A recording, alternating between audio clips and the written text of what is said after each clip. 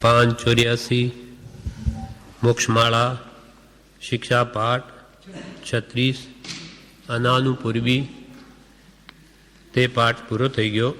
હવે એને જ સંબંધિત શિક્ષા પાઠ 61 પ્રવેશિકામાં શિક્ષા પાઠ 61 સ્વાધ્યાયમાં ચિત્ત કેમ ચોંટતું નથી. સ્વાધ્યાયમાં ચિત્ત કેમ ચોંટતું નથી એ પાઠનું શીર્ષક છે. એટલે કે થોડી વાર સ્વાધ્યાયમાં ચિત્ત લાગે, એકાગ્ર થાય, ચોંટતું એટલે એકાગ્ર, થોડીક વાર જ થાય, થોડી વાર પછી મન બીજે કેમ દોડી જાય છે, એનું શું કારણ છે? સ્વાધ્યાયમાં ચિત્ત કેમ ચોંટતું નથી એના વિશે કહે છે.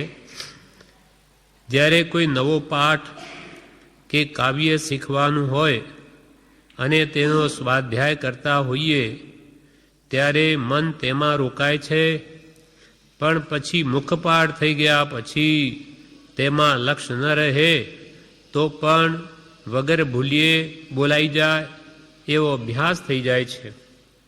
પછી મનને કંઈ ખાસ કામ ન હોવાથી બીજી બાબતોમાં ફર્યા કરે છે. આ પ્રકારનો ઘણાને અનુભવ છે. કોઈ નવો પાઠ હોય, શીખવાનું હોય નવું, તો ચિત્ત ત્યાં લાગી રહે, કે કોઈ કાવ્ય શીખવાનું હોય, નવું હોય ત્યાં સુધી ચિત્ત ત્યાં રહે અને એનો મુખપાઠે થઈ ગયું, મોડે થઈ ગયું, પછી એ બોલાયા કરે, તેમાં લક્ષ પણ ન રહે તોય બોલાય. એને એવો અભ્યાસ થઈ જાય અને મનને તે વખતે કંઈ ખાસ ન હોવા, કામ ન હોવાથી એ બીજે ફર્યા કરે, બીજા સંકલ્પ વિકલ્પ કર્યા કરે અને તે પાઠ બોલ્યા કરે. અર્થાત જ્યાં સુધી એ મુખપાઠ ન થયું હોય ત્યાં સુધી ચિત્ત એકાગ્ર રહે. કાં કાવ્ય કાં સ્વાધ્યાય કરતાં પણ થોડી વાર પછી મન છટકી જાય છે, ચોંટતું નથી. શું કારણ? એવી કે ઘણાની ફરિયાદ છે. નવો પાઠ કે કાવ્ય શીખવાનું હોય કે તેનો સ્વાધ્યાય કરતા હોઈએ ત્યારે મન તેમાં રોકાય છે, પણ પછી મુખપાઠ થઈ ગયું, પછી તેમાં લક્ષ ન રહે તો પણ વગર બોલીએ તે બોલાઈ જાય એવો અભ્યાસ થઈ જાય. પછી મનને કંઈ ખાસ કામ નહીં હોવાથી બીજી બાબતોમાં ફર્યા કરે છે, બીજા વિચારોમાં કર્યા કરે છે. આ પ્રકારનો ઘણાને અનુભવ છે. જેમ કે આપણને બધાને હે પ્રભુ બોલીએ કે દેવંદન બોલીએ, થોડીક ગાથામાં ચિત્રે, પછી ક્યાંનું ક્યાંય રોજનું યાદ થઈ ગયું એટલે ત્યાં ઉપયોગ ટકતો જ નથી. આમ કેમ થાય છે? તેના માટે આગળ કહે છે મનનો સ્વભાવ. હવે એનો જવાબ, મનનો સ્વભાવ એવો છે કે જ્યાં તેને રુચિ હોય ત્યાં વારંવાર જાય છે. મનનો સ્વભાવ એવો છે કે જ્યાં તેને રુચિ હોય ત્યાં વારંવાર જાય છે. કોઈ વસ્તુ આપણને પ્રિય હોય, તે ખોવાઈ ગઈ હોય તો વારંવાર મન તેના વિચારમાં રોકાય છે. ધર્મનું કામ પણ પડી મૂકી તે વસ્તુના વિચારમાં લાગી જાય છે. મનનો સ્વભાવ શું છે? તો કે જ્યાં જીવની રુચિ ત્યાં મન દોડે છે. રુચિ અનુયાયી વીર્ય ચરણ ધારા સદે. જ્યાં રુચિ ત્યાં વીર્યની ધારા પ્રવર્તે, ત્યાં જીવનું વીર્ય પ્રવર્તે. કોઈને ધનમાં રુચિ હોય તો પૈસા કેમ પેદા થાય, અથવા એની વૃત્તિ ત્યાં જ રમે. કોઈને સ્ત્રી પુત્રાદિમાં વિશેષ પ્રીતિ હોય તો એમાં મન દોડે. કોઈને વળી કંઈ બીજું કોઈ એવા કામમાં રુચિ હોય, જ્યાં જ્યાં રુચિ ત્યાં મનનું પ્રવર્તન હોય છે. મનનો સ્વભાવ એવો છે કે જ્યાં તેને રુચિ હોય ત્યાં વારંવાર જાય છે. કોઈ વસ્તુ આપણને પ્રિય હોય, બ્રહ્મચારી દૃષ્ટાંત આપ્યું, અને ખોવાઈ ગઈ તો આપણું ચિત્ત ત્યાં જ રહે. ક્યાં ગઈ હશે, શું થયું હશે, કોણ લઈ ગયો હશે? ધર્મમાં પણ એનું ચિત્ત ન ચોટે, એ કામ પડી મૂકીને પણ તેના વિચારમાં લાગી જાય. જેમ કે એક શેઠનો પુત્ર વૈરાગી થવાથી ઘર છોડીને ચાલ્યો ગયો. કોઈ પણ પિતાને કહ્યા વગર જ એટલે હવે પિતા તો એના પ્રત્યે રાગ છે, પ્રેમ છે, રુચિ છે, એટલે જે કોઈ પણ આવે તે બધાને એ જ પૂછે કે તમે મારા પુત્રને કંઈ જોયો છે? એનું જ એને રટણ છે, જે આવે તે. કેમ કે એની પ્રિય વસ્તુ ખોવાઈ ગઈ, એટલે એની ચિત્તવૃત્તિ ત્યાંની ત્યાં રહે છે. એમ આપણે કોઈ બીજી વસ્તુમાં જ્યાં મન હોય, જ્યાં પ્રિય વસ્તુ હોય, ત્યાં મન રોકાય છે. આ મુખ્ય કારણ કહ્યું. એટલા માટે સમાધિ શતકમાં પૂજ્યપાદ સ્વામી કહે છે, બુદ્ધિને હિત જ્યાં લાગે, બુદ્ધિને હિત જ્યાં લાગે કે શ્રદ્ધા તેમાં જ ચોટતી, શ્રદ્ધા જ્યાં ચોટતી ત્યાં જ ચિત્તની લીનતા થતી. બુદ્ધિને જે હિત લાગે કે આ મારા હિતરૂપ છે, આ મને લાભ કરતા છે, એવું જ્યાં જ્યાં જીવને જણાય ત્યાં મન સહેજે દોડે છે. મોટા ભાગે જગતવાસી જીવોને પૈસાને લઈને બધી વસ્તુ પ્રાપ્ત થાય એટલે એ કમાણીમાં પુરુષોની વૃત્તિ દોડે. એમ જ્યાં જ્યાં બુદ્ધિને હિત જ્યાં લાગે શ્રદ્ધા તેમાં ચોટતી, અને શ્રદ્ધા જ્યાં ચોટતી, વિશ્વાસ કે એથી મને સુખ મળશે, ચિત્તની ત્યાં લીનતા થતી, ત્યાં ચિત્ત લીન થઈને રહે છે. એટલે કહ્યું કે તમને જો આત્મ પ્રાપ્તિની જિજ્ઞાસા હોય, આત્મ સુખ મેળવવાની કામના હોય, તો એ જેને પ્રાપ્ત છે એવા સત્પુરુષના ગુણો પ્રત્યે અનુરાગ કરો, પ્રેમ કરો, ભક્તિ કરો, તો તમારું મન વારંવાર ત્યાં જશે. એટલે બીજી ગાથામાં પૂજ્યપાદ સ્વામી કહ્યું છે, તે કહો તે પૂછો સૌને, તે ઈચ્છી તન્મય રહો, જેથી મિથ્યાત્વ મૂકીને નાના અવસ્થા તમે ગ્રહો. તે કહો તે પૂછો સૌને, તેની જ વાત કરો, ભક્તિ કરો, સત્સંગ કરો, વાત કરો તો પણ એની જ કરો, એના જ પ્રશ્નો પૂછો, એની એ જ વાર્તા ચાલુ રાખો. તે કહો, તમે કહો તો પણ એ સંબંધી જ કહો, પૂછો તો પણ એ પૂછો. તે કહો પૂછો સૌને, તે ઈચ્છી તન્મય રહો. એ આત્મશુદ્ધિ મારી કેમ થાય ને રાગદ્વેષ મારા કેમ જાય, કશાયો ભાવ કેમ ઘટે, તે ઈચ્છી તન્મય રહો. તેના ઉપાય ક્યાંથી મળે, કેવી રીતે મળે, તેમજ તમારા ઉપયોગને જોડેલો રાખો, જેથી મિથ્યાત્વ મૂકીને જ્ઞાનાવસ્થા તમે ગ્રહો. અનાદિનું જે મિથ્યાત્વ ચાલ્યું આવે, વિપરીત માન્યતા, દેહમાં આત્મબુદ્ધિ, પરમાં મારાપણું, અહમ મમત્વ, જે અનાદિનું ચાલ્યું આવે છે તે તમારું છૂટી જઈ ને વાસ્તવિક તમારું સ્વરૂપ શું છે તેમાં તમારું ચિત્ત લાગે. તે કહો તે પૂછો સૌને, તે ઈચ્છી તન્મય રહો, તન્મય તે મય રહો, જેથી મિથ્યાત્વ મૂકીને નાના અવસ્થા તમે ગ્રહો. તમારા આત્માની જ્ઞાન અવસ્થા અનંત જ્ઞાનવાળી છે, તેને તમે ગ્રહણ કરો, મેળવી શકો. એનું એ તમે કરશો તો તે વસ્તુની પ્રાપ્તિ થશે. આ પ્રમાણે સૌથી પહેલાં ચિત્ત કેમ ચોંટતું નથી, તો કે તે પદાર્થોમાં રુચિ નથી, ગરજ નથી. એથી શું મળવાનું છે? ભક્તિ કરવા શું મળે, અથવા આ સત્સંગ, સ્વાધ્યાય, સ્મરણ, એથી શું મળે? એ જ્યાં સુધી અને વાત સમજાય નહીં ત્યાં સુધી એનું ચિત્ત ત્યાં ચોંટે નહીં. ઉપલક કોઈનું સાંભળીને કરીએ કહેતા કહેતી, પણ એ ટકે નહીં.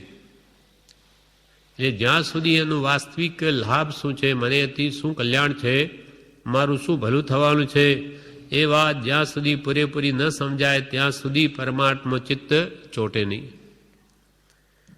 વળી આગળ કહે છે, માટે જે વસ્તુમાં મન એકાગ્ર કરવું હોય કે જોડેલું રાખવું હોય, તેનું મહાત્મ્ય મનમાં વસે તેવું વાંચન, શ્રવણ, નિત્ય નિયમ વગેરે,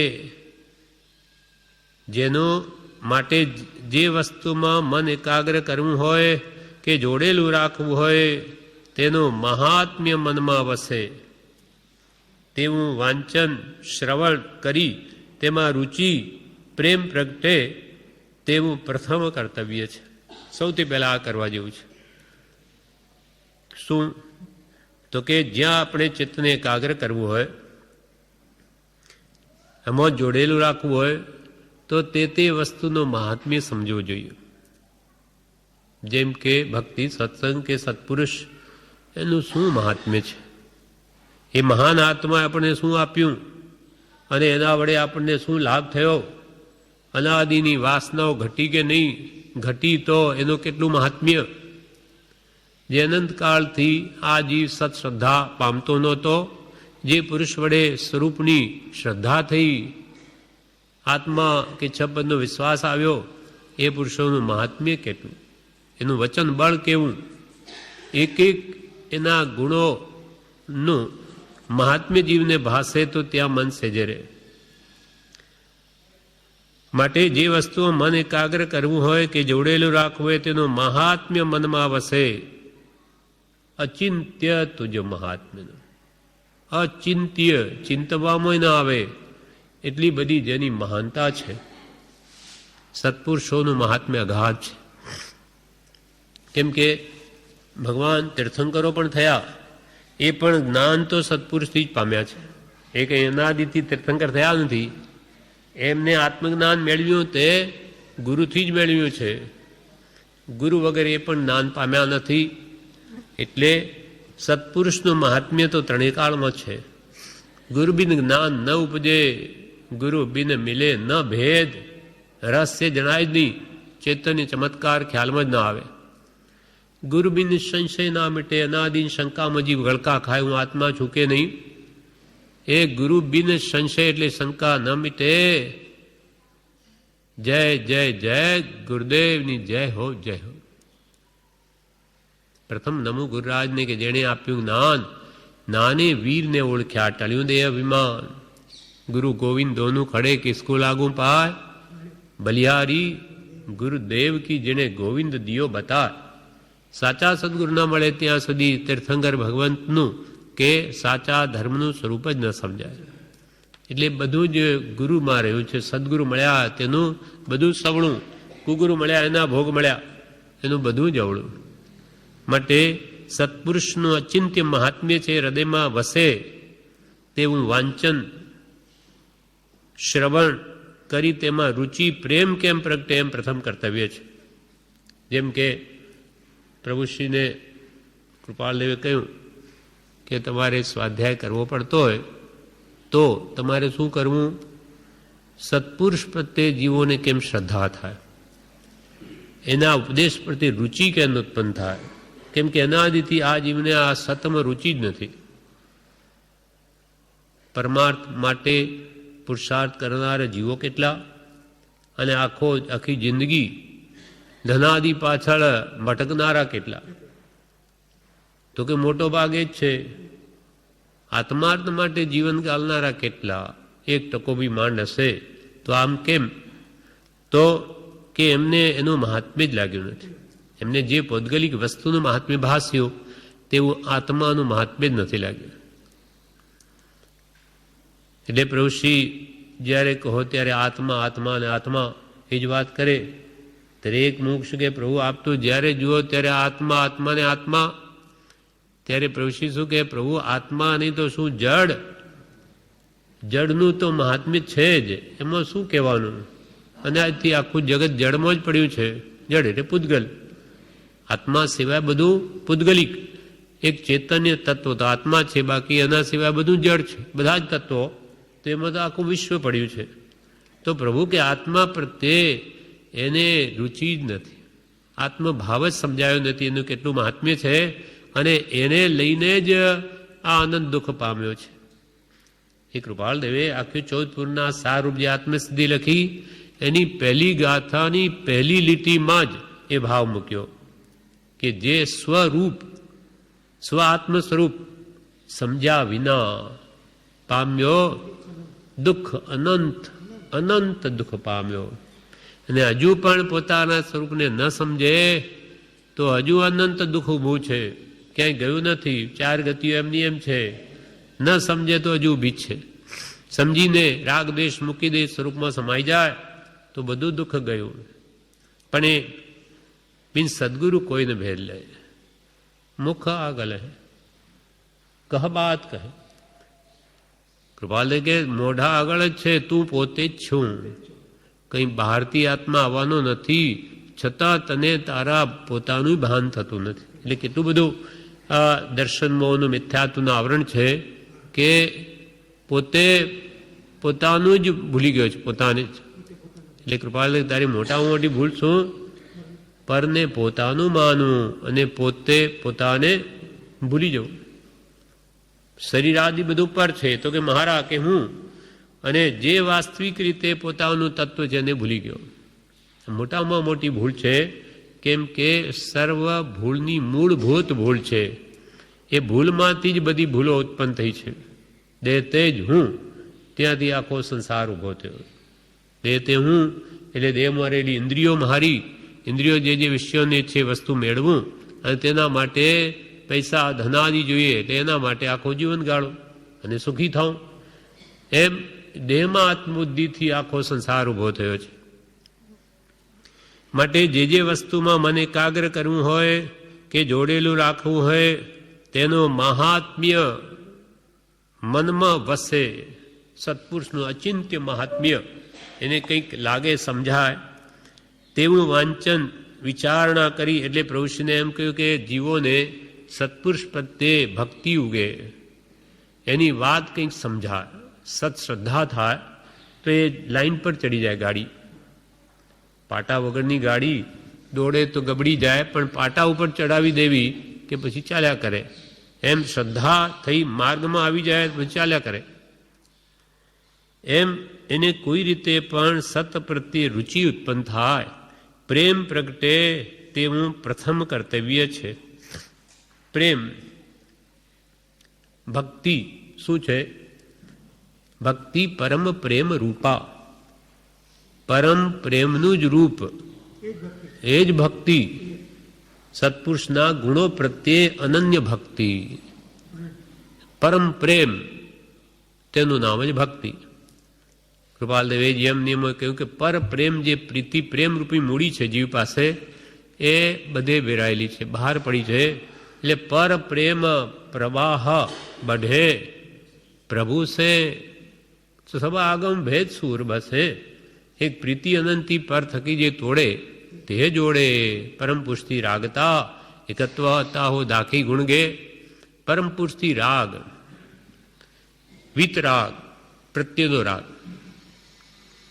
कृपालय क्योंकि राग रहित थवो शू करवू? प्रभु श्री तो कि जेनामां राग नथी तेनामां राग करो. वितराग प्रत्ये राग करवो ते ज वितराग थवानुं कारण छे. जेनामां राग नथी एना प्रत्ये राग करो तो तमे पण वितराग थशो. એટલે અનગંજીયા લખ્યું, રાગી સંગે રે રાગ દશા વધે. રાગી સંસારી જીવો તો બધા રાગી છીએ, એમાં રાગી એક રાગી જીવ બીજાથી રાગ કરે શું દશા થાય?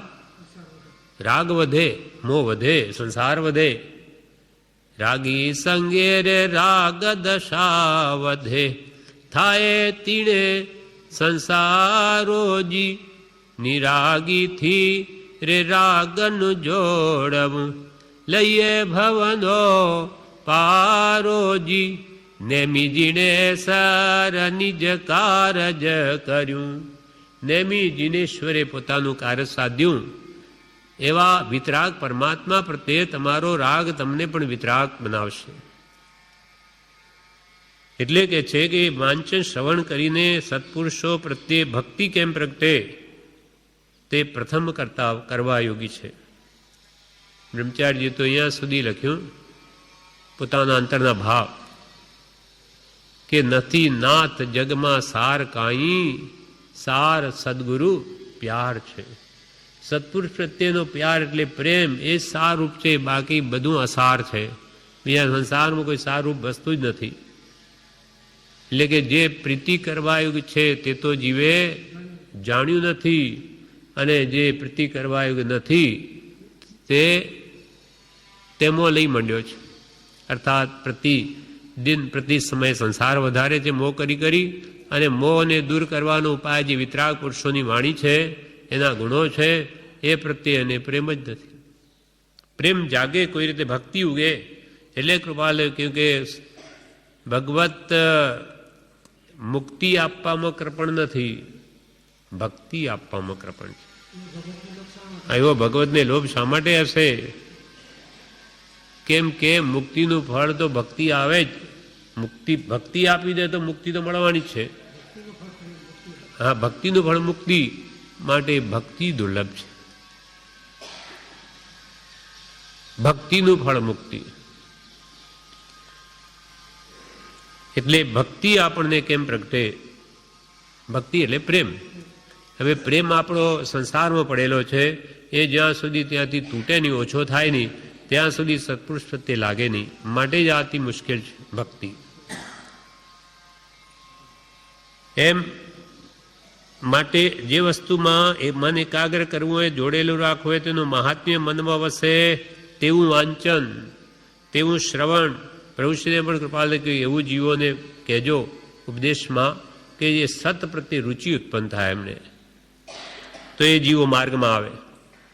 કરી તેમાં રુચિ પ્રેમ પ્રગટે તેવું પ્રથમ કર્તવ્ય છે. સામાયિક નિત્ય નિયમ વગેરે રૂઢ થઈ ગયેલા કામમાં મનને સામાન્ય થઈ જવાથી તેમાં તે લાગતું નથી. જેમ કે સામાયિક કરવા બેઠા હોય તો લઈ લીધી સામાયિક, પછી મન ભટક્યા કરે, તો એ ખરી સામાયિક નથી. તેમ નિત્ય નિયમ આપણે લીધેલો છે, ભક્તિ કરીએ રૂઢ થઈ ગઈ એટલે બોલ્યા કરીએ છીએ, પણ એમાં શું કહેવાનું છે તેમાં ચિત્ત ચોડતું નથી. સામાયિક નિત્ય નિયમ વગેરે રૂઢ થઈ ગયેલા કામમાં મનને સામાન્યપણું થઈ જવાથી તેમાં તે લાગતું નથી. અપૂર્વતા લાગે તો મન ત્યાં પણ વિચાર કરવામાં, ઊંડું ઉતરવામાં રોકાય છે. એનું જો અપૂર્વપણું લાગે કે મારા જેવા પામણના હાથમાં આવી વસ્તુ, આવો માર્ગ, આવી શુદ્ધ વસ્તુ મારા જેવાને હાથમાં, મારા મહાભાગે ખીલી ગયા. કોઈને એક રત્ન મળે તો કે મને એવું કિંમતી, એટલે છુપાવીને રાખે, એને બહુ સંભાળે. તેમ મારા જેવાની આવી અપૂર્વ વસ્તુ હાથમાં આવી તો મારે એને પૂરેપૂરો લાભ લેવો જોઈએ. એ વાત જ્યાં સુધી ઉતરે નહીં ત્યાં સુધી કે છે અપૂર્વતા લાગે તો મન વિચાર કરવામાં કે ઊંડું ઉતરવામાં રોકાય, અને પછી સંસાર પ્રત્યેની વૃત્તિ ઉઠી ગઈ તો મન જાય જ નહીં ત્યાં. બુદ્ધિને અહિત જ્યાં લાગે કે શ્રદ્ધા ત્યાંથી ઉઠતી, શ્રદ્ધા ઉઠી ગઈ તો ત્યાં તલ્લીનતાની વાત સી. બુદ્ધિને અહિત લાગે કે આ સંસારનો મને બંધન કરતા છે, એમાં મારા આત્માનું કંઈ કલ્યાણ નથી. એ ભાવને સમજાઈ ગયો કે આપોઆપ એનું મન જ ઉઠી જાય, પછી વૃત્તિ તેમાં જાય જ નહીં. સમ્યક દ્રષ્ટિને આ વિષય ભોગો કેમ તુચ્છ ભાષે? કેમ કે એથી વિશેષ સુખ એને અનુભવમાં આવી ગયું, એટલે એ તરફ મન જ જતું નથી. અપૂર્વતા લાગે તો મન ત્યાં પણ વિચાર કરે, એટલે સામાન્ય નિત્ય નિયમ આપણે કરીએ છીએ એનું પણ જો મહાત્મ્ય લાગે કે આ 3 પાઠ નથી કે 20 દુહાર નથી, 20 લાખથી પણ વિશેષ છે, તેનો ભાવ મને કેમ સમજાય? એવી અપૂર્વતા લાગે તો મન ત્યાં પણ વિચાર કરવામાં રોકાય, ઊંડું ઉતરવામાં રોકાય. હવે આગળ કે છે જે વંચાય કે મુખથી બોલાય તેમાં સાથે વિચાર કરવાનું રાખીએ તો મનને ત્યાં રોકાવું પડે છે.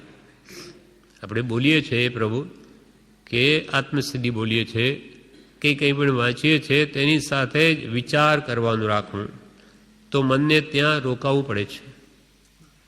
જે વંચાય કે મુક્તિ બોલાય તેમાં સાથે વિચાર કરવાનું રાખીએ તો મનને ત્યાં રોકાવું પડે છે. વિક્ષેપના કારણો દૂર કરી એકાંત સ્થળ અથવા સત્સમાગમનો યોગ હોય તો મનને વિચાર કરવાનું કામ સુગમ પડે છે. જ્યાં વિક્ષેપ ન હોય, અહીંયા જેવું એકાંત સ્થળ હોય અને પાછો સત્સમાગમનો યોગ હોય, જ્ઞાની નહીં તો જ્ઞાનીના આશ્રિતનો, બે મોક્ષ માર્ગમાં કૃપાલય કયા, જ્ઞાની અને જ્ઞાનીના આશ્રિત બે મોક્ષ માર્ગ છે. કૃપાલય તમે બધા ભેગા મળી કૃપાલના વચનો વાંચો, વિચારો, તે સત્સંગ જ છે. વિક્ષેપના કારણો દૂર કરી એકાંત સ્થળ અથવા સત્સમાગમનો યોગ હોય તો મનને વિચાર કરવાનું કામ સુગમ પડે છે. ચર્ચા કે પ્રશ્નોત્તરના પ્રસંગોમાં મનને ખોરાક મળતો હોવાથી તેમાં સહેજે લાગી રહે છે. ચર્ચા કોઈ વિષયની ચાલતી હોય કે પ્રશ્નોત્તર થતા હોય તેવા પ્રસંગોમાં મનને ખોરાક મળવાથી તેમાં સહેજે લાગી રહે. કેટલીક વખતે જે કાવ્ય રોજ બોલાતું હોય તેને છેલ્લેથી શરૂ કરી પ્રથમ કડી તરફ અનુક્રમે બોલવાની ટેવ પાડી હોય તો તેમાં મનને સાવધાન રહેવું પડે છે. તેથી બીજા કામમાં તે લાગતું નથી. એટલે ઊંધેથી, એ પ્રભુ ઊંધેથી બોલવું, આત્મસિદ્ધિ ઊંધેથી બોલવી, છેલ્લેથી પહેલે સુધી, એમ જે કાવ્ય રોજ બોલાતું એ ટેવ પડી ગયો તો બોલાઈ જાય. એટલે છેલ્લેથી શરૂ કરીને પ્રથમ કડી તરફ અનુક્રમે જો બોલવાની ટેવ પાડી હોય તો મનને સાવધાન રહેવું પડે કે ભાઈ બીજી ગાથા કઈ આવશે. એટલે મનને ત્યાં જાગ્રત રહેવું પડે. એટલે તે બીજા કામમાં લાગતું નથી અને વિચાર પણ નવા નવા સ્ફુરે છે. મન તેમાં સ્થિર હોય તો કંઈક વિચાર નહીં સ્ફુરે. મન તો બીજે ભટકે છે, મોઢેથી બોલાય છે તો એને નવી વિચારણા પણ ક્યાંથી સ્ફુરે. પંચ પરમેષ્ઠી મંત્રની માળા ગણતા ક્રમપૂર્વક પાંચે પદ બોલવાની ટેવ પડી ગયેલી હોવાથી મનને કંઈ કામ કરવું પડતું નથી. તેથી તે બીજા કામમાં લાગી જાય છે. જે અનુપૂર્વીની વાત કરી, શા માટે? તો કે સીધું જ આ પંચ પરમેષ્ઠી મંત્ર બોલ્યા કરે તો એ તો ટેવ પડી ગઈ. એટલે વગર ઉપયોગે પણ બોલાય એટલે મન બીજા કામમાં લાગી જાય. મોઢેથી બોલાય છે પણ માળાના મણકાઈ ફરે છે પણ મન તો બીજે ભટકે છે. જેને સ્થિર કરવા માટે જે પ્રયોગ કર્યો સ્થિર તો થયું નહીં, મન તો પોતાનું કામ કર્યા કરે. એટલે કે આવી રીતે અનુક્રમપૂર્વક બોલવાનું હોય તો મન ત્યાં લાગતું નથી, મનને કંઈ કામ કરવું પડતું નથી. તેથી તે બીજા કામમાં લાગી જાય છે. પણ અનાનુપૂર્વીની યોજના પ્રમાણે અનુક્રમ વગર પાંચ પદ સંભાળવાના હોય ત્યારે મનને સાવધાની રાખવી પડે છે. આમ લોમ વિલોમ સ્વરૂપમાં આડાવડી આંખ મૂક્યા હોય તો એને બરોબર વિચાર કરીને બોલતા જવું પડે. એટલે ત્યાં સાવધાની રાખવી પડે. એવી રીતે જ હે પ્રભુ કે આત્મસિદ્ધિને ઊંધી બોલીએ તો ત્યાં ઉપયોગ જાગ્રત રાખવો પડે, નહીં તો બોલાય જ નહીં. એ પ્રકારના પ્રયત્નથી મન એકાગ્ર થતું જાય છે અને અનેક કામો સાથે કરવાની ટેવ પણ પડે છે. તેથી મન એકાગ્ર થતું જાય અને અનેક કામ એક સાથે કરી શકે એવી ટેવ પડે છે, શક્તિ પ્રગટે છે. તેને અવધાન કહે છે. બ્રહ્મચારીજી કહે એવા પ્રકારથી મન એકાગ્ર થતું જાય એમ અનેક કામો સાથે કરવાની તેથી ટેવ પણ પડે છે. તેને અવધાન કહે છે. એક સાથે ઘણા કામ કરી શકાય તેનું નામ અવધાન. શ્રીમદ રાજચંદ્ર એકી સાથે 100 કામમાં લક્ષ્ય રાખી શકતા હતા. તેથી તે શતાવધાની કવિ તરીકે પણ પ્રસિદ્ધ થયા છે. ઉપયોગ સ્થિર થતા હતા એટલો બધો કે આપણે તો આજે 2 કામ પણ ન કરી શકીએ. અહીંયા વાત ચાલતી હોય ત્યાં ધ્યાન રાખીએ કે કોઈ ઘંટ વાગતો હોય તો એક ટકોરા ગણીએ. ઉપયોગ 2 તરફ રહેવું મુશ્કેલ, જ્યારે કૃપાલદેવ એવા 100 કામ એક સાથે કરી શકતા હતા. કેટલી બધી ચિત્તની અદ્ભુત એકાગ્રતા. એટલે તેને અવધાન કહેવાય. શ્રીમદ રાજચંદ્ર એકી સાથે 100 કામમાં લક્ષ્ય રાખી શકતા હતા. તેથી તે શતાવધાની કવિ તરીકે પણ પ્રસિદ્ધ થયા છે. એકદમ શીઘ્ર કવિ. તરત જ આ અવધાનોમાં કોઈ કાંકરા ઉપર કે ગમે તે કવિતા બનાવવાનું કે તરત જ બનાવી દે. ને એમાં પાછો ઉપદેશ હોય પરમાર્થ સંબંધી.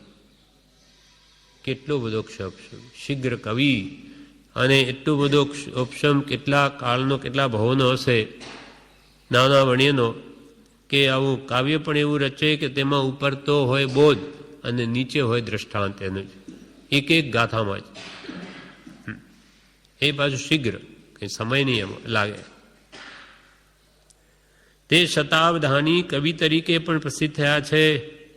અનાનુપૂર્વીની ચોપડી એ અવધાન શીખવામાં ઉપયોગી વસ્તુ છે. તે ક્રમના સેવનથી મન ભટકતું અટકે છે. ઘણા ભાવિકજનો એટલે અનાનુપૂર્વી, જે આપણે કાલે પાઠ વાંચી ગયા, અનુપૂર્વી, અનુપૂર્વી એટલે એકની પાછળ આવે તે, પણ અનુપૂર્વી એકની પાછળ આવે તે નહીં લેવું, જુદું જુદું લેવું. તે અનાનુપૂર્વીની ચોપડી એ અવધાન શીખવામાં ઉપયોગી પુસ્તક છે. તે ક્રમના સેવનથી મન ભટકતું અટકે છે. ઘણા ભાવિકજનો અનાનુપૂર્વી રોજ કે પર્વના દિવસે ફેરવે છે, છતાં એકાગ્રતા પ્રાપ્ત થતી નથી. તેનું શું કારણ હોવું જોઈએ તેનો વિચાર કર્તવ્ય છે. હવે બીજી વાત કરી કે આ અનાનુપૂર્વીની ચોપડી પર્વના દિવસે કે કોઈ રોજ ફેરવે છે, છતાં ચિત્ત એકાગ્ર થતું નથી. તેનું શું કારણ હોવું જોઈએ તેનો વિચાર કર્તવ્ય છે. અનાનુપૂર્વી ગણતા પણ બીજે ચિત્ત જાય છે એમ કહેનાર સાંભળ્યા છે.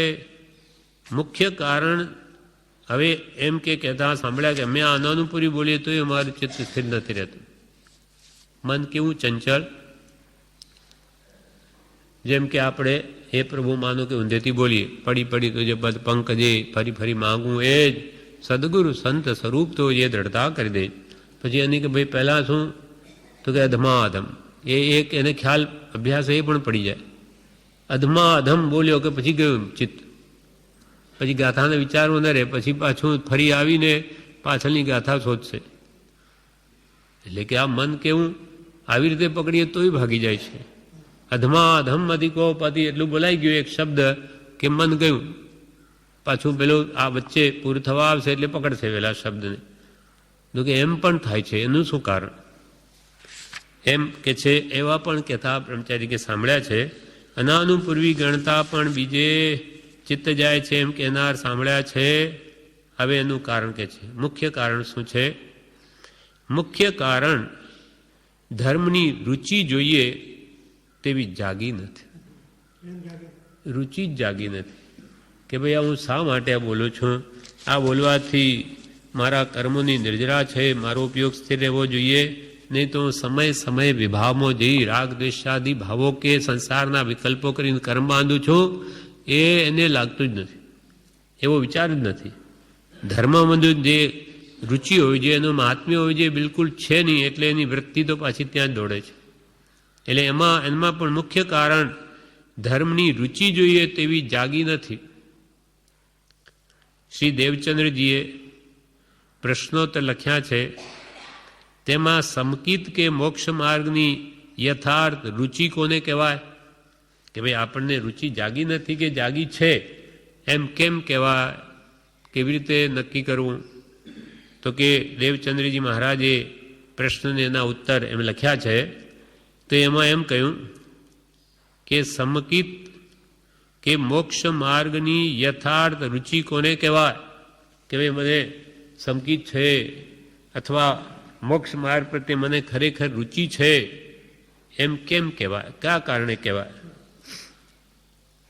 સમકિત કે મોક્ષ માર્ગની યથાર્થ રુચિ કોને કહેવાય એવો પ્રશ્ન કરી તેનો ઉત્તર દેવચંદ્રજીએ એવા ભાવમાં આપ્યો છે કે અરિહંત કે આત્મા શબ્દ સાંભળતા જેને રોમાંચ ઉલસી આવે તેને સમકિત છે એમ ગણવું.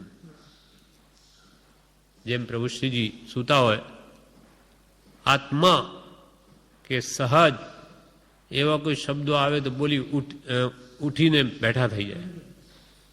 કેમ કે હા હા બે થાય એ થયા નહીં, એટલે કે આ કહેનારો અંબર શ્રાવક આ ખોટો છે. એવી અંતરની સાચી ભક્તિ હોય તો આ નામ સાંભળતા જ એને રોમાંચ ઉલશે. એ આ કેવી વાત છે જાણે. એમ ભગવંતનું નામ સાંભળતા કે તેનો કોઈ ઉપદેશ જો મુખ્ય હોય એ સાંભળતા જ એના રોમાંચ ખડા થાય.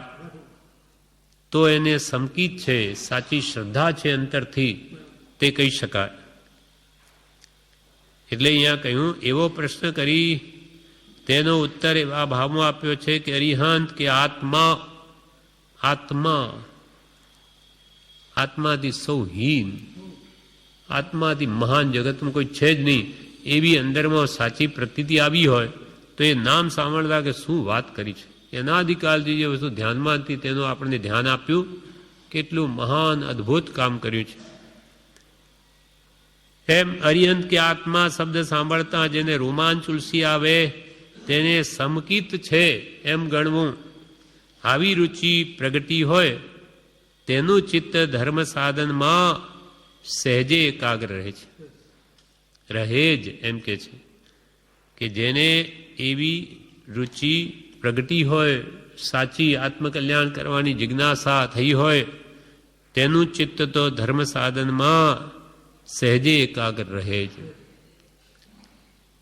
પણ જ્યાં સુધી આ સંસારનું તુચ્છપણું ન ભાસે, સંસારમાં સુખ બુદ્ધિ જ્યાં સુધી ઓછી ન થાય ત્યાં સુધી પરમાત્મા ખરી રુચિ થાય જ નહીં. કેમ કે એને તો સંસાર જ સુખરૂપ લાગે છે. સુખ મળી ગયું એમ માને તે સુખની શોધ શા માટે કરે? પણ હું દુઃખી છું, હું ત્રિવિધ તાપથી બળું છું, આદિ વ્યાધિ ઉપાધિથી હું સળગી રહ્યો છું, અથવા જન્મજરા મૃત્યુ જેવા કોઈ દુઃખ નથી, એ વાત જ્યાં સુધી એને સમજાય નહીં ત્યાં સુધી એની રુચિ પરમાર્થ પ્રત્યે યથાર્થ જાગે નહીં. એટલે કે વૈરાગ્ય ઉપશમ ના આવે ત્યાં સુધી સત્પુરુષનો બોધ પરિણમે જ નહીં. એટલે 506માં પત્રમાં કહ્યું કે અનાદિથી એની રાગવાળી દ્રષ્ટિ મોહવાળી છે, એને આ પરમાર્થ સંબંધી ઉપદેશ બધું ઉપર ઉપરનું જ થાય છે. સંસારનો વિરક્ત ભાવ જ્યારે આવે ત્યાર તો પછી ત્યાં સંસારમાં બેઠો હોય ને તો એ જ વૃત્તિ રહ્યા કરે, અંતર લક્ષ રહે. પણ એ ન હોવાથી બધું ઉપલબ્ધ થાય અને જીવ માને કે આપણે તો ભક્તિ સ્વાધ્યાય બધું કરીએ છીએ, ખરી રુચિ જન્મી નથી.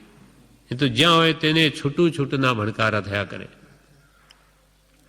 છૂટું છૂટું અરે ક્યારે થશે ભણકાર એવું રે, પ્રથમની દોડ છોડી દે રહે તો ભાવ તો મોળો.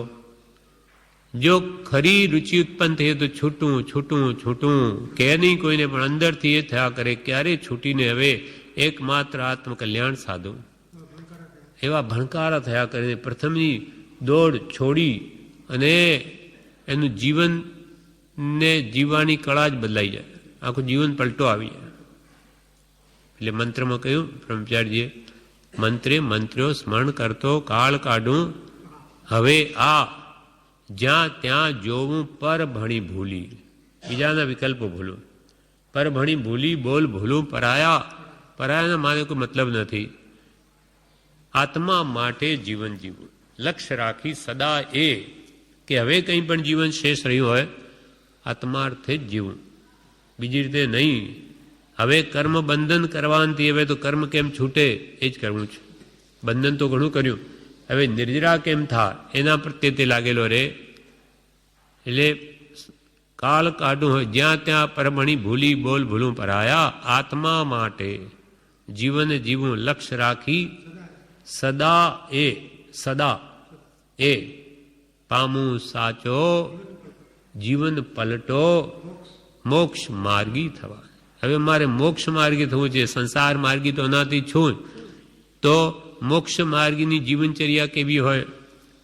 નિરંતર સત્સંગ ભક્તિ સ્મરણ એ જ વાત પણ એની બધું એનું એ હોય ત્યારે જ કાર્યસિદ્ધિ. માત્ર મોક્ષ અભિલાષ રસ જ ન હોય, રહે જ નહીં. એવી એને વિકતા વગેરે પ્રમાદના કારણો જે છે ન ગમે, વિષય કસાય વિકતા સ્નેહ નિદ્રા તે જિજ્ઞાસુ છે ખરો.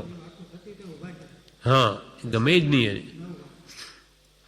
એટલે અહીંયા કે છે આમ રુચિ પ્રગટી હોય તેનું ચિત્ત ધર્મ સાધનમાં સહેજે એકાગ્ર. એવું મહાત્મ્યનું ભાષ્ય હોય તો બધું ચિત્ત ક્યાંય જાય નહીં. જેનું મહાત્મ્ય ભાષ્ય હોય ત્યારે વળી આગળ કે છે કે જેમની આપણે ભક્તિ કરીએ છીએ તેમનું નામ લઈએ તે વખતે આપણને તેમના ગુણો ઉપકારો સ્મૃતિમાં આવે તો જ ચિત્તમાં પ્રેમ ભાવ જાગે. આપણે માનો પરમ કૃપાલયની ભક્તિ કરીએ તો એમના ગુણો શું છે? દયા, શાંતિ, સમતા, ક્ષમા, સત્ય, ત્યાગ, વૈરાગ્ય કે ઉત્તમ ક્ષમા, આર્જવ, માર્ગ, સત્ય, સોચ, તપ, ત્યાગ, કિંજન, બ્રહ્મચર્ય વગેરે કે કશાયની ઉપશાંતા, એવા અનેક ગુણો જેનામાં પ્રગટ છે. આવા પરમ કૃપાળુ દેવના ગુણો સાંભળે એમનું નામ લેતા જ, અને આ તો કે શુદ્ધ ચેતન આત્મા છે, જળ પદાર્થમાં એને રુચિ નથી, એવા એમના ગુણો સાંભળે એને ઉપકારોની સ્મૃતિ થાય કે એના આપણા ઉપર કેવો ઉપકાર કર્યો, અનહદ, એની કોઈ હદ નહીં. અનંતકાળથી અનંત દુઃખ પામતો હતો 4 ગતિમાં, એ બધાથી છોડાવી મને અનંત સુખનો માર્ગ બતાવી દીધો. અનંત સર્વકાળ માટે હું સુખને સુખ જ ભોગવું એવો માર્ગ બતાવનાર મને આ પુરુષ છે. એટલે એના ગુણોને એના ઉપકારો જો સ્મૃતિમાં આવે તો જ ચિત્તમાં પ્રેમ ભાવ જાગે. તો કૃપાલ કે હો એવો, આને તો એવો ઉપકાર તો જગતમાં કોઈ ન કરે. માનો કોઈ શેઠ હોય, એક વ્યક્તિ કોઈ અપરાધ કર્યો હોય અને એને ચોટામાં 4 જણ એને મારતા હોય, ત્યાં કોઈ શેઠ આવી અને એને છોડાવી દે કે ભાઈ બંધ કરો, શું કામ મારો છો એને? તો કે આ ચોર છે, પલાણ છે, એને એમ લીધું, ભાઈ શાંતિ રાખો, શું તમારે લીધું, લ્યો લઈ લો. એમ કરીને એને છોડાવીને ઘરે લઈ આવે, એને નવડાવે, ખવડાવે, પૂછે શું કરે ભાઈ, શું કામ ચોરી કરી? તો કે શું કરું, મારે ખાવાનું નથી, એમ નથી. તો કે હું તને એ કરી આપું, પછી તો તું નહીં કરે? નહીં કરું, મને ખાવાનું મળી રહે, બધું હોય તો શું કામ કરું? તો કે લે, આજથી તને મારી આ ઓફિસમાં, મારા આ ધંધામાં તું કામે લાગી જા, તને ખાવાનું બધું મળી રહેશે, સુખેથી જીવ, કંઈ પણ તારે તકલીફ હોય કહેજે. અને એને એવી રીતે જેને મારતા હતા મટાડીને એને કેવી સુખ શાંતિ આપી. એને પછી હોશિયાર થાય તો ધંધો કરાવીને એને લગાવી દીધો, તો એનો ઉપકાર એ કદી ન ભૂલે કે હો મને તો આ લોકો મારી નાખત, પ્રાણ પણ મારા લઈ લેત, પણ આ શેઠે આવીને મને બચાવ્યો. એટલું જ નહીં, પાછો મને ઘરે લઈ જઈ ખાવા પીવા બધું, બધી સુખ સામગ્રી આપી, એટલે એનો ઉપકાર તો હું કદી નહીં ભૂલું, એમ એના મનમાં હોય.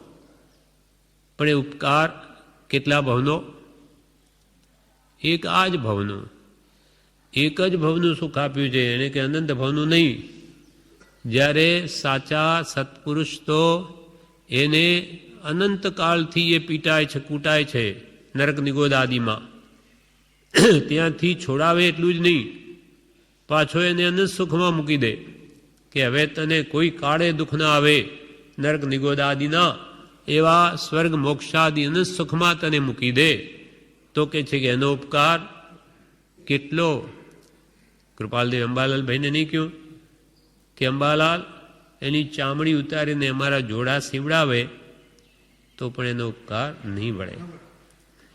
જે અનંતકાળથી આપણે રખડીએ છીએ, આ તો આ ભૂમાં સુખ શાંતિ કે બીજા ભૂમાં થોડી છે. આ એકેન્દ્રી બેન્દ્રી તેન્દ્રી, આ કાગડા કૂતરા હાથી ઘોડા કે નરક નિગોદાદિમાં કેવા દુઃખ ભોગવ્યા અને હજુ ઊભા છે. એ બધામાંથી જે છોડાવીને સર્વકાળને માટે અનંત ભવિષ્ય છે, ભવિષ્યકાળ કેટલો અનંત, તે બધો જ આપણો સુખમાં જાય તો એવા વ્યક્તિનો ઉપકાર કેટલો.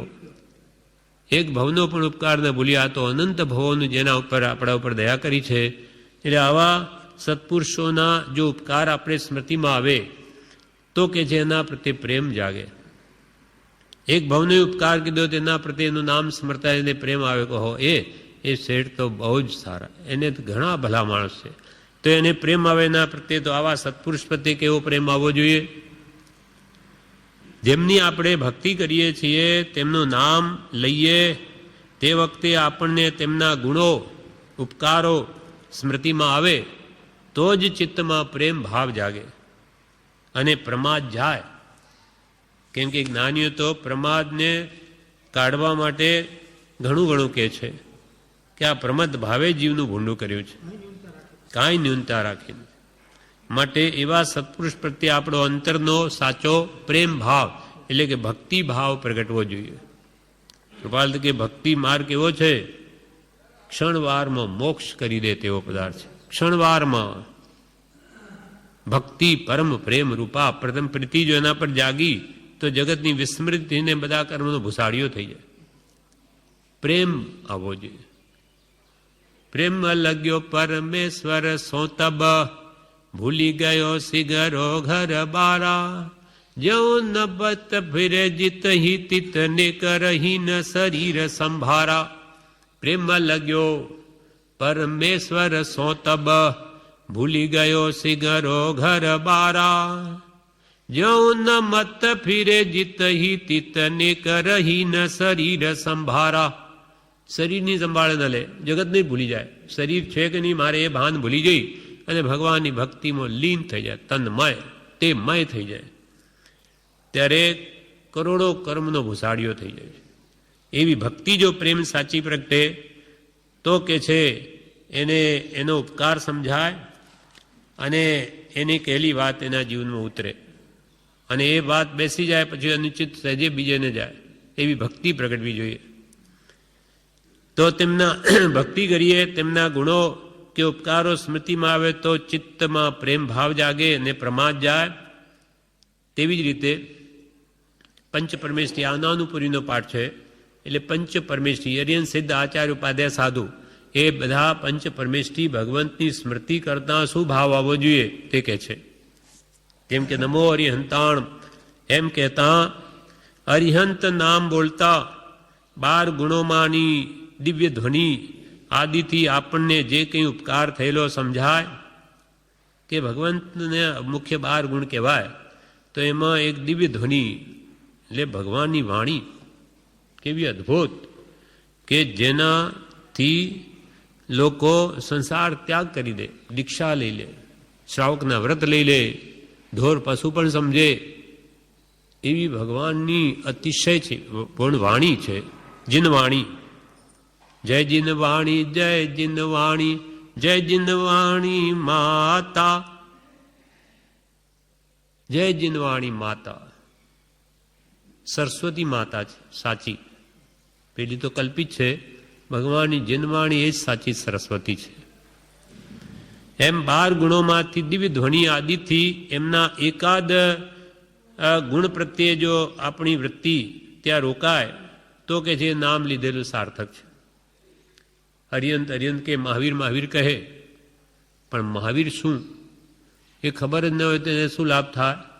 તેમ અહીંયા કે છે અરિયંત નામ બોલતા 12 ગુણોમાંથી 12 ગુણ અરિહંત દેવ એમાંથી 12 ગુણોમાંથી દિવ્ય ધ્વનિ આદિથી આપણને જે કંઈ ઉપકાર થયેલો સમજાય કે ભગવાને દિવ્ય વાણીથી આવો મોક્ષ માર્ગ પ્રકાશ્યો તો આપણા પણ કેટલો ઉપકાર કર્યો, આખો મુક્તિનો માર્ગ બતાવી દીધો. એમનો ઉપકાર આપણને સ્મૃતિમાં આવે. તેમ સિદ્ધ બોલતા નમો સિદ્ધાણમ, સિદ્ધ બોલતા અનંત સુખ આદિ ગુણોમાંથી એકાદની સ્મૃતિ થઈ તેની ભાવના થાય કે ભગવાનને તો અનંત ચારિત્ર ગુણ પ્રગટ્યો, અનંત સુખ પ્રગટ્યું સિદ્ધ ભગવાનને, તો એ ખરેખર એ જ મેળવવા જેવું છે. અનંત જેનું કોઈ અંત જ ના આવે એવું સુખ સિદ્ધ ભગવાનને પ્રગટ્યું. ઓહો, કેવી મહાનતા, કેવો મહાપુરુષ. જ્યારે આપણા બધા શૈક્ષણિક એ પણ સુખ નહીં દુઃખને સુખ માન્યું. શાતા વેદની છે, જ્યારે એ તો વેદની ઓછું દુઃખ એને આપણે સુખ માની લીધું. નાનીઓ શાતા વેદનીને સુખ નથી કહેતા, એ ઓછું દુઃખ અંતરદા રૂપ શાતા અને પેલી બાહ્યને અંતર પ્રજ્વલતી અશાતા. સુખ તો આત્મામાં છે, એ જીવે જાણ્યું જ નથી. તો અહીંયા કે છે સુખ વસે આત્મા વિશે તેનો નહીં નિર્ધાર, સુખ શોધે હિન્દ વસ્તુમાં જડમાં નહીં જડનાર. એમ અનંત સુખ આદિ એકાદ ગુણ પણ સિદ્ધ ભગવાનનું નામ લેતા જો સ્મૃતિમાં આવે તો કે જે એનું નામ લીધેલું સાર્થક છે. પછી આચાર્ય બોલતા શાસનનો આચાર શીખવનાર કે ધર્મના સ્તંભરૂપ ઉપકાર સ્ફુરે. નમો આર્યાણમ આચાર્ય ભગવાન. ઓહો, એક જ્ઞાની પુરુષો શ્રી ગુરુ એ તો શાસનને આધારરૂપ છે. ભગવાન ન હોય ત્યારે ચતુર્વિધ સંઘને આધાર આપનાર એ જ છે, ચતુર્વિધ સંઘના ઉપરી છે. અને પ્રત્યક્ષ સદગુરુ સમ નહીં પરોક્ષ જીનુપકાર, એવો લક્ષ્ય થયા વિના ઉગે ન આત્મવિચાર. પ્રત્યક્ષ સત્પુરુષ હોય અને એને ગૌણ કરી દેને ભગવાન તીર્થંકરોના નામ લીધા કરે તો કે સતને ન પામે. ભગવાન તીર્થંકરોનું મહાત્મ્ય તો સત્પુરુષથી જ સમજાય, આપોઆપ સીધો નહીં સમજી શકે. પ્રત્યક્ષ સદગુરુ સમ નહીં પરોક્ષ જીનુપકાર, અને એવો લક્ષ્ય થયા વિના ઉગે ન આત્મવિચાર, અને આત્માનો વિચાર જ ન ઉગે. એમ શ્રી ગુરુ આચાર્ય ભગવાન એ શાસનનો આચાર શીખવનાર, કે ધર્મના સ્તંભરૂપ ચતુર્વિધ સંઘના આધારભૂત સ્તંભરૂપ છે, જેના આધારે ધર્મ ટક્યો. એ તો તીર્થંકરો 24 જ થાય, પછી ધર્મ કેવી રીતે ટકે? તો કે આચાર્ય ભગવંતોને લઈને તેના સ્તંભરૂપ, એથી તેનો ઉપકાર સ્ફુરે કે આ ધર્મને ટકાવનાર પુરુષો છે. જેથી તરાય તે તીર્થ અથવા ધર્મ કે જે દુર્ગતિમાં જતા આત્માને અટકાવે, ધરી રાખે તે ધર્મ, એ ધર્મને ટકાવનાર આચાર્ય ભગવાન છે. તો એમના કેવા ગુણો, 36 ગુણો જે કહ્યા કે જ્ઞાનાચાર, દર્શનાચાર, ચારિત્રાચાર, તપાચાર, વીર્યાચાર વગેરે, જીતેન્દ્રિય કષાયનો ભાવ, આવા મહાપુરુષો એના ગુણો સાંભળે તો કે નમો આર્યણ બોલવાનો અર્થ છે. એમ આચાર્ય બોલતા શાસનનો આચાર શીખવનાર કે ધર્મના સ્તંભરૂપ તેનો ઉપકાર સ્ફુરે. ઉપાધ્યાય બોલતા તેમનો શાસ્ત્ર સ્વાધ્યાય કે શિખામણ આપણી સ્મૃતિમાં આવે, કે આ ઉપાધ્યાય ભગવંતોએ શાસ્ત્ર અધ્યયન કરી અને આપણને કેવી કેવી શિખામણ આપી. કૃપાલીમાં બધા જ ગુણો છે. આચાર્ય જેવાય છે ને ઉપાધ્યાયની ગુણો છે. કેટલું બધું શાસ્ત્રનું જ્ઞાન, કે આપણને કેવી કેવી વસ્તુ આપણી સામાન્ય ભાષામાં બતાવી દીધી. એમ ઉપાધ્યાય બોલતા તેમનો શાસ્ત્ર સ્વાધ્યાય કે શિખામણ આપણી સ્મૃતિમાં આવે તો ઉપાધ્યાય નામ શબ્દ બોલેલું સાર્થક છે. તથા સાધુ શબ્દ બોલતા તેમની દયા કે જીતેન્દ્રિય ગુણ પ્રત્યે પ્રમોદ ભાવ જાગે તો પંચ પરમેશથી મંત્રની માળા ઘણી લેખે આવે. સવ લોય લોકમાં રહેલા સર્વ સાધુ તે મારા નમસ્કાર. નમો લોય સવ સાહુણમ. સાધુ સાધક આત્મજ્ઞાની પુરુષો છે. આ વેશધારીઓની વાત નથી. તો આ સાચા આત્મજ્ઞાની પુરુષો કે એ બોલતા જ એમની દયા, કે કેવી દયા પાડે. પ્રાણી સંયમ, સ્થાવર જીવોને હણે નહીં, ત્રસ્કાય જીવને પણ મારે નહીં. અને ઇન્દ્રિય સંયમ, 5 ઇન્દ્રિયોને મનને વશમાં રાખે. આ કેવા મહાન પુરુષો છે. એમ સાધુ શબ્દ બોલતા તેમની દયા કે જીતેન્દ્રિય ગુણ પ્રત્યે પ્રમોદ ભાવ જાગે. આ ગુણો આપણે જોઈએ એટલે પ્રમોદ ભાવ જાગે તો પંચ પરમેશથી મંત્રની માળા ગણી લેખે આવે. તો કે માળા ગણી લેખે ક્યારે આવે? મહાપુરુષોના ગુણા એ નિમિત્તે સાંભળે તો લેખે આવે. આ પ્રમાણે આપણને લાભ થતો હોય તેવી બાબતમાં મન જરૂર ચોટે, પણ માત્ર જીભે શબ્દ બોલાય અને મણકા હાથમાં ફર્યા જાય ત્યાં મન કેવી રીતે ચોટે? મન તો ફરે, કે મણકા ફરે. એટલે કહ્યું ને, તિલક કરતા 53 વયા અને જપમાળાના નાકા ગયા, ઘસાઈ ગયા. તિલક કરતા 53 વર્ષ થઈ ગયા. તિલક કરતા 53 વયા અને જપમાળાના નાકા ગયા. એટલે એટલા બધી માળા ગણી કે બધું મણકા પણ ઘસાઈ ગયા. અને કથા સુણી ફૂટ્યા કાન તોય ન આવ્યું બ્રહ્મજ્ઞાન. કથાઓ એટલી બધી સાંભળી કે કાનના પડદા ફૂટી ગયા, એટલે કે ગરડો થઈ ગયો. સાંભળવાનું એ ઓછું થઈ ગયું. છતાં આટલા વર્ષો સુધી કથાઓ સાંભળ કરી છતાં પણ બ્રહ્મજ્ઞાન ન આવ્યું, આત્મજ્ઞાન ન થયું. એમ કે ન થવું જોઈએ, એમ કે છે. આ પ્રમાણે આપણને લાભ થતો હોય તેવી બાબતમાં મન જરૂર ચોટે, કે આમ ઉપયોગ આપણને રાખીને એમના ગુણો સાંભળીએ, એ ગુણો પ્રત્યે આપણને પ્રમોદ ભાવ જાગે, એ ગુણો આપણા જીવનમાં કેમ આવે, પ્રેમ ઉતરે, એવો પ્રયત્ન આપણે કરતા હોઈએ તો કેથી લાભ થાય વિશેષ. પણ માત્ર જીભે શબ્દ બોલાય અને મણકા હાથમાં ભર્યા કરે, ત્યાં મન કેવી રીતે ચોટે? મન તો એના ઘોડા દોડ્યા જ કરતો, મન તો બીજે જતું હોય. એટલે કહ્યું, મનજી મુસાફિર રે ચાલો નિજ દેશ ભણી, મુસાફરી થઈ છે રે ઘણી. મનજી મુસાફિર રે ચાલો નિજ દેશ ભણી, મુસાફરી થઈ છે ઘણી, ચાલો નિજ દેશ ભણી. બહુ ભટક્યા બધે, મનજી તો બધે દોડે, આજે અહીંયા તો કાલે દિલ્હી મદ્રાસ ક્યાં હોય કંઈ ઠેકાણા છે. એટલે બહુ મુસાફરી કરી, હવે બસ હેજી હવે થોપ ઘણી થઈ, હવે થોપ. એમ કે છે કે હવે આ મનને બધેથી રોકો તો કે છે આત્મલાભ થાય, વસ્તુ સ્વરૂપ સમજાય, ભગવાનનું શું કહેવું છે એ વાત અંતરમાં ઉતરે. એટલે ખાસ કૃપાલદેવને આ મૂળ માર્ગમાં પણ શરૂઆતમાં જ કહેવું પડ્યું કે કરી વૃત્તિ અખંડ સન્મુખ. અમે શું કહીએ છીએ, તમારી વૃત્તિને અખંડ સન્મુખ કરો, નહીં તો અમારું કહેલું ફોક છે. તમારી વૃત્તિ તો બહાર ભટકે, અમે બોલ બોલ કરીએ હતી શું, એનો ફાયદો શું? એમ કે છે મન તો કેવી રીતે, મન જો બીજે જ ભટકતું હોય, હાથમાં મણકા ફરતા હોય, શબ્દ બોલાતા હોય અને મન બીજે ભટકે તો એ સ્વાધ્યાયમાં ચિત્ત કેવી રીતે ચોટે? માટે આપણને લાભ થાય તેવી રીતે ધર્મક્રિયા કરવી ઘટે છે. પણ આપણને લાભ કેવી રીતે થાય એવી રીતે ધર્મક્રિયા કરવી.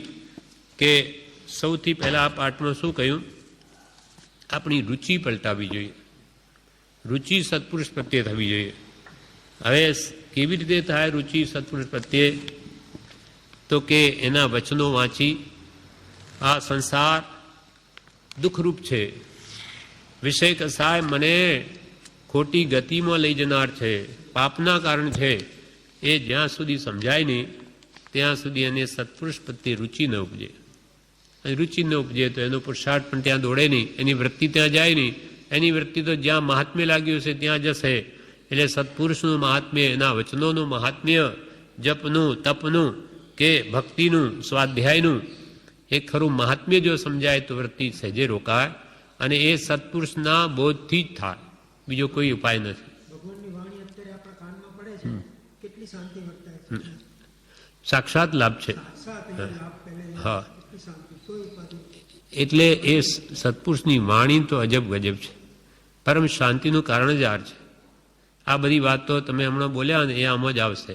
સત્શાસ્ત્રોનો ઉપકાર જે બીજો પાઠ આપણે લઈએ છીએ, આ ચાલે છે હમણાં, એમાં બધું એ જ કહ્યું કે પ્રત્યક્ષ બધાને અનુભવ છે. અહીંયા ઈચ્છાઓ બધી રોકાઈ જાય, સંસારના વિકલ્પો ઘટી જાય, કે આત્મા શાંતિ સુખ પામે. અને એ કેમ થાય કે સત્પુરુષોની વાણીમાં એ વિષય કસાય રહિત વાણી છે, પોતે એથી છૂટેલા છે એ દોષોથી, માટે આપણને પરમ શાંતિનું કારણ થાય. સંસારી જીવની વાણી એવી શાંતિ ના આપે. એ જ ભાવ હવે અહીંયા અમુકે છે. આ પ્રમાણે આ પાઠ પૂરો થયો. હવે આવતીકાલે મોક્ષમાળામાં આગળનો પાઠ સામાયિકનો છે, એ લઈશું.